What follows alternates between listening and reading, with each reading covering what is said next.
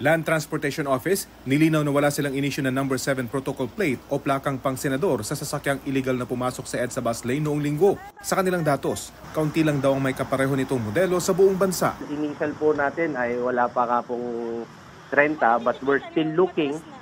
Baka meron tayong hindi na i-type, na ma-search. NCRPO Director Major General Sidney Hernia itinanggi ang aligasyong pangingikil laban sa kanya at sa 14 pang pulis. Kasunod yan ng reklamo ng mga umano'y online scammer na inaresto sa isang raid sa Ermita, Maynila na hiningan daw sila ng tig 1 milyong piso at hindi pa raw binasahan ng kanilang karapatan. Ani Hernia, walang basehan ng reklamo na handa raw nilang harapin.